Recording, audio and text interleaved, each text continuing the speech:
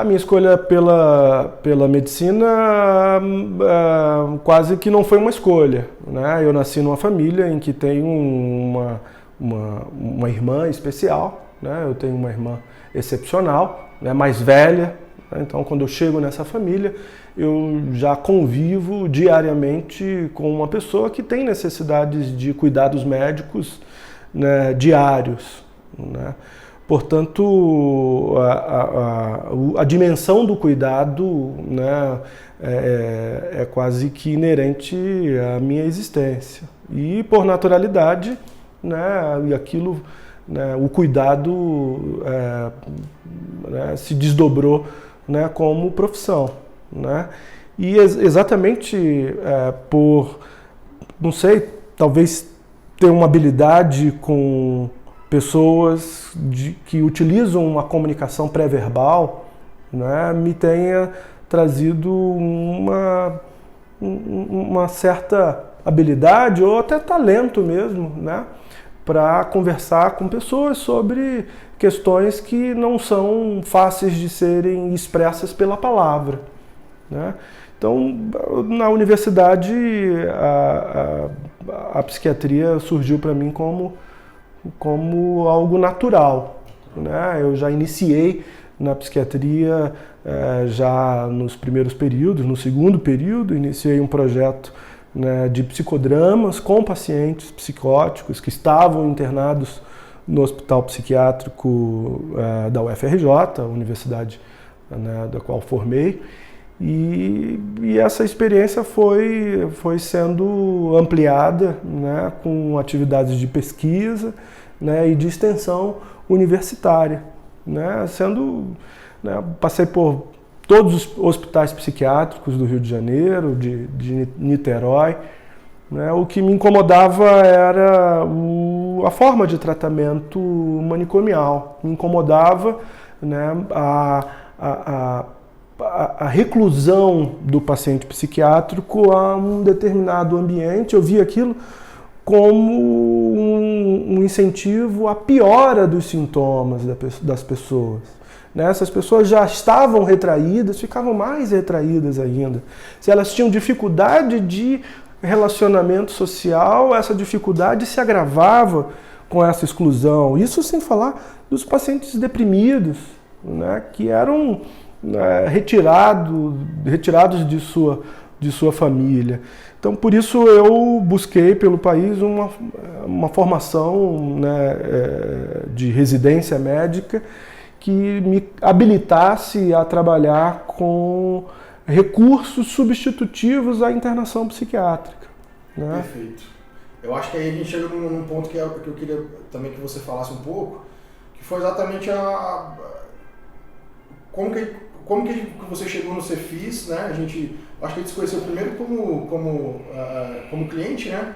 Do próprio tratamento que a gente desenvolve ali, nível de projeto, montar a nutrição, o treino.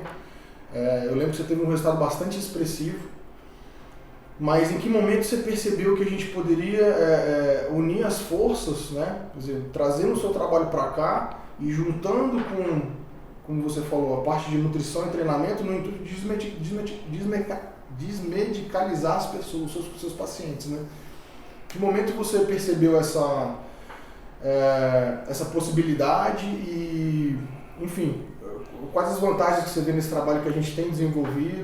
Então, da mesma forma que eu iniciei a formação psiquiátrica pensando em recursos substitutivos à internação, ao longo da minha prática eu percebi que o tratamento medicamentoso tinha um limite, né? Um limite inclusive de tempo, né? De eficácia, da qual eu precisava lançar mão de outros recursos, até de outros medicamentos. Né?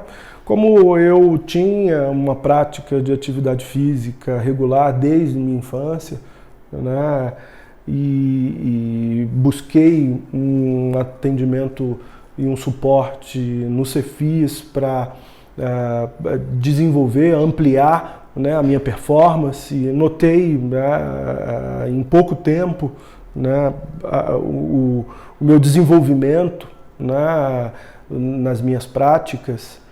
eu comecei a estudar sobre o efeito da atividade física sobre a saúde mental, né? E vi, né, que os estudos nessa área são crescentes e afirmam, né, cada vez mais trazendo evidências do quanto que a atividade física associado a uma nutrição adequada pode prevenir, né, tratar e manter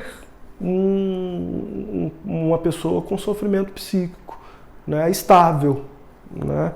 Portanto, foi um encontro que se deu pela experiência pessoal, né, pela experiência clínica, né, e pela curiosidade científica. Perfeito. Pô, cara, tá saindo fluido bem pra caramba. Eu acho que para fechar, eu estava em mente aqui uma coisa que eu tenho visto muito na área de nutrição e que tem tudo a ver hoje com as doenças da mente, né? Que é a saúde do intestino, né? Sim. A saúde do intestino, a microbiota, que era algo assim que não se falava. Na verdade, se puxar 20 anos atrás, bactéria era ruim. Bactéria era ruim, vamos evitar os germes, evita o contato, né? E hoje a gente percebe as evidências mostrando que as crianças que crescem com animais de estimação, elas crescem com uma flora bacteriana mais saudável, né? As pessoas e ao mesmo tempo as pessoas que se alimentam de produtos muito industrializados, o trigo que é utilizado hoje em dia, enfim, e outras coisas, geram uma inflamação intestinal, muitas vezes não ligada à doença celíaca, né? É subclínico. E essa inflamação, ela aumenta a permeabilidade do intestino e começa a entrar pedaços de proteína e pedaços de bactérias que não eram para passar para a corrente sanguínea, e isso vai gerando uma série de problemas, né? Doenças autoimunes, a própria esclerose múltipla da minha irmã, uma doença autoimune. Eu tive uma experiência prática com a dermatite atópica, que é uma doença autoimune também, que eu tenho desde menino. Passei a vida, cara, lá em casa, minha mãe tirava a cortina, tirava o tapete, tira o perfume, tira o amaciante. E, cara, depois de anos, assim, depois que eu comecei a mexer com a nutrição, depois que eu comecei a estudar, me especializar e tal, eu percebi que era 100% alimentar. E te dou um exemplo disso. Nessa preparação para a competição, onde eu tenho um nível de estresse de treinamento muito mais alto, uma suplementação alimentar muito mais alta, né? Em compensação, uma alimentação muito mais regrada. Então, aquela cervejinha eu tirei, o pão reduzi, o industrializado saiu, o doce, o açúcar saiu. Cara, a minha incidência de alergia ela cai praticamente para zero.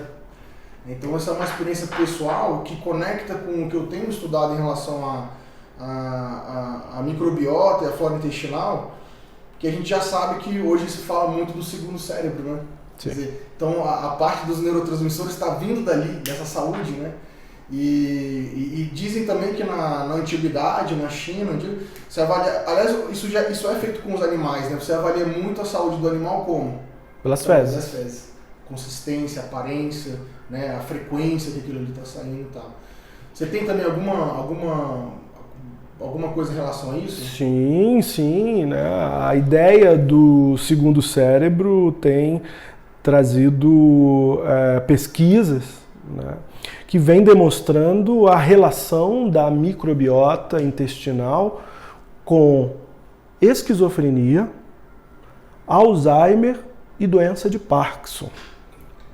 Então a gente vê pesquisas sendo realizadas no sentido, né, de encontrar probióticos e alimentos que aumentem a funcionalidade intestinal, né, tanto no sentido de permeabilidade como no sentido de produção de proteínas essenciais, neuropeptídeos essenciais, né, para o bom funcionamento mental.